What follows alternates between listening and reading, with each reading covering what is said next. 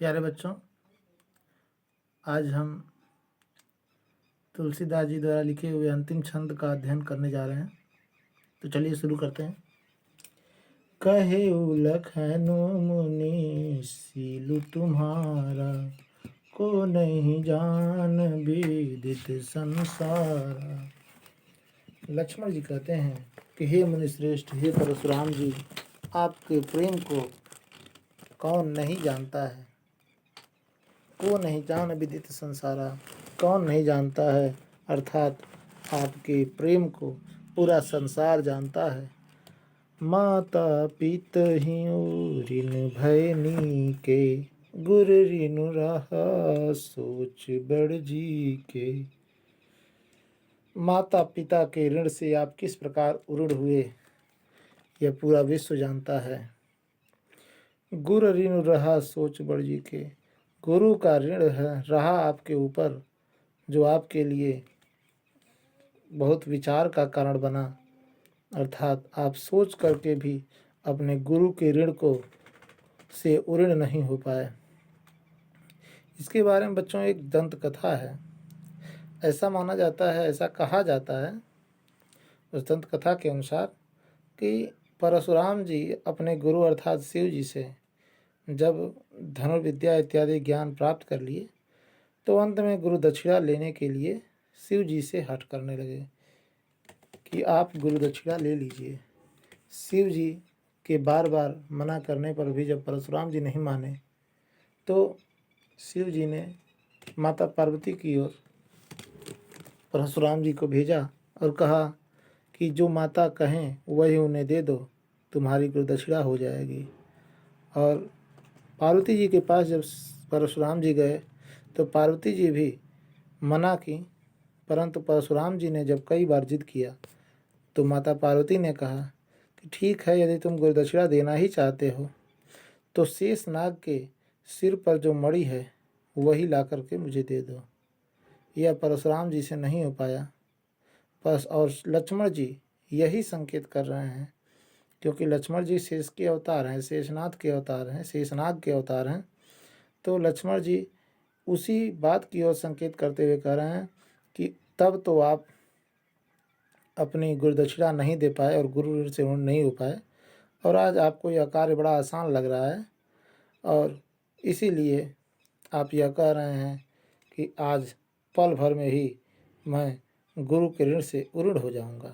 जैसा कि पिछले पद में आप लोगों ने पढ़ा है, उन्होंने कहा है कि गुरु ही उऋण होते श्रम थोरे। तो आगे बढ़ते हैं। सुजनु हमारे ही माथे काढ़ा, दिन चली गए ब्याज बड़ बाढ़ा। लक्ष्मण जी कहते हैं कि सुजनु हमारे ही माथे काढ़ा, इसलिए आप उस गुरु ऋण को शायद हमारे माथे से, हमारे मस्तक से निकालना चाहते हैं, अर्थात उस गुरु ऋण से उऋण होने के लिए आप मेरा मस्तक काटना चाहते हैं। दिन चली गए ब्याज बड़ बाढ़ा, चूँकि उस गुरुदक्षिणा को देने की प्रतिज्ञा आपकी बहुत पुरानी हो गई, बहुत दिन बीत गए, इसलिए ब्याज तो बहुत बढ़ गया होगा। परशुराम जी, अब आनिया व्यवहरिया बोली, तुरत देऊँ मैं थैली खोली। परशुराम जी से लक्ष्मण जी कह रहे हैं कि परशुराम जी, बहुत दिन हो गए, जब थोड़े धन का कोई जमींदार, कोई व्यापारी बहुत ज़्यादा ब्याज ले लेता है, तो इस कार्य को तो किए बहुत दिन हुए, बहुत ज़्यादा ब्याज हो गया होगा, तो अब आनी व्यवहारिया बोली, तो अब बुलाइए किसी व्यवहारिया को, मतलब किसी व्यवहार करने वाले को, व्यवहार करने वाले को अर्थात हिसाब किताब करने वाले को किसी बुला लीजिए। परशुराम जी, आप किसी हिसाब किताब करने वाले को बुलाइए, तुरंत देव मैं थैली खोली, और जितना वो हिसाब करता है मैं तुरंत थैली खोल करके और वह हिसाब चुकता कर दूंगा, अर्थात आप गुरु ऋण से उऋण हो जाएंगे। सुन कटु बचन कुठार सुधार, हाय हाय सब सभा पुकारा। लक्ष्मण जी के इस प्रकार व्यंग्यपूर्ण वचन सुन करके परशुराम जी का क्रोध और बढ़ गया। सुन कटु वचन, ऐसे कड़वे वचन को सुन करके कुठार सुधारा। अपने फरसे को परशुराम जी ने सुधार लिया, मतलब सीधा कर लिया, और हाय हाय सब सभा पुकारा। और ऐसा देख करके पूरी सभा में उपस्थित सभी लोग हाय हाय करने लगे, अर्थात दुखी होने लगे। भृगुबर परसु देखा वहु मोहि, विप्र विचारि बचौ नृपद्रोही। और परशुराम जी को जब ऐसा करते हुए देखा लक्ष्मण जी ने, तो लक्ष्मण जी ने आगे फिर कहा, भृगुबर परसु दिखा मोहि। हे परशुराम जी, आप मुझे फरसे को दिखा रहे हैं, इस पर मुझे भी क्रोध आ रहा है। विप्र विचारि बचौ नृपद्रोही, मैं आपको ब्राह्मण विचार करके ही, ब्राह्मण जान करके ही बचाऊं, आपको अब तक बचा लिया था, अब तक आप पर कोई वार नहीं किया था। हे नृपद्रोही, नृपद्रोही करके संबोधित करते, नृपद्रोही मतलब राजाओं के द्रोही, मतलब राजाओं के दुश्मन। हे नृपद्रोही परशुराम जी, आपको ब्राह्मण विचार करके ही मैंने अब तक छोड़ रखा था, अब तक आप पर मैंने कोई वार नहीं किया। आप बार बार मुझे फरसा दिखा रहे हैं।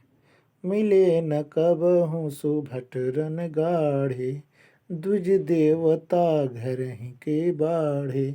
आगे लक्ष्मण जी कहते हैं, मिले न कबहु सुभट रन गाढ़े, ऐसा लगता है कि आपको अब तक कोई अच्छा योद्धा, अच्छा वीर आपके सम्मुख युद्ध में नहीं मिला है। मिले न कबहु, कभी नहीं मिला है। सुभट, अच्छा वीर, मतलब एक बलवान योद्धा, कोई बलवान योद्धा आपको युद्ध में नहीं मिला है।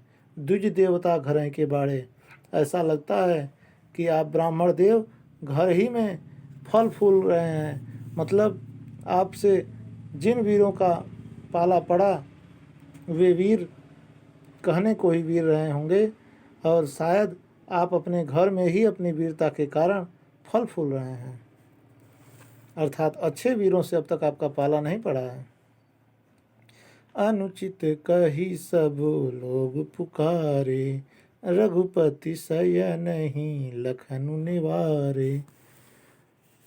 अनुचित कही सब लोग पुकारे, लक्ष्मण जी के ऐसे वचन सुन करके सभा में उपस्थित सभी लोग अनुचित है ऐसा कहने लगे, कि मतलब लक्ष्मण जी ठीक नहीं कह रहे हैं, अनुचित कह रहे हैं। रघुपति सय नहीं लखनु निवारे, ऐसा देख करके रघुपति जी जो अब तक शांत थे, राम जी जो अब तक शांत थे, सैन ही इशारे से ही लखन निवारे, लक्ष्मण को अपनी ओर बुला लिया या लक्ष्मण को शांत कर दिया। रघुपति सैन ही, रघुपति जी, रघुनाथ जी, श्री रामचंद्र जी सैन ही अपने आँखों से इशारा करके ही लखन निवारे, लक्ष्मण जी को अब और ज़्यादा बोलने से मना कर दिया। लखन उतर आहुति सरिस, भृगुबर कोप कृशानु, बढ़त देख जल सम बचन, बोले रघुकुल भानु। लक्ष्मण जी के उत्तर आहुति के समान है। लखन उत्तर आहुति सरिस, लक्ष्मण के उत्तर आहुति के समान है। भृगुबर कोप कृशान, और भृगुबर का मतलब परशुराम जी का कोप मतलब क्रोध, कृशानु अग्नि के समान है, अर्थात परशुराम जी का क्रोध अग्नि के समान है, और लक्ष्मण जी के उत्तर उस अग्नि में आहुति के समान है। जिस प्रकार से अग्नि में आहुति देने से अग्नि और प्रज्वलित हो जाती है, उसी प्रकार से परशुराम जी के क्रोध में जब लक्ष्मण जी अपने तीखे वचनों का प्रहार कर रहे हैं, तो यह आहुति के समान है, और परशुराम जी का क्रोध और बढ़ जा रहा है। बढ़त देख जल सम वचन, बोले रघुकुल भानु। और जिस प्रकार से अग्नि तेज होती है तो ब्राह्मण उसमें जल छिड़क करके अग्नि को थोड़ा शांत करते हैं, ठीक उसी प्रकार से रघुकुल भानु मतलब रघुकुल मणि, रघुकुल के सूर्य अर्थात श्री रामचंद्र जी जल के समान शीतल वचन बोल करके उस अग्नि को शांत कराए। बढ़ती देख जल सम वचन, मतलब जब अग्नि को बढ़ता देखे, मतलब जब क्रोध को बढ़ता देखे, तो जल सम मतलब जल के समान शीतल वचन मतलब वाणी रघुकुल भानु मतलब श्री रामचंद्र जी बोले, अर्थात लक्ष्मण के उत्तर आहुति के समान है, परशुराम जी का क्रोध आग के समान है, और जब आग बढ़ने लगी अर्थात क्रोध बढ़ने लगा, तो श्री रामचंद्र जी जल के समान शीतल वचन बोल करके उस आग को, उस क्रोध को शांत करने का प्रयास की। धन्यवाद।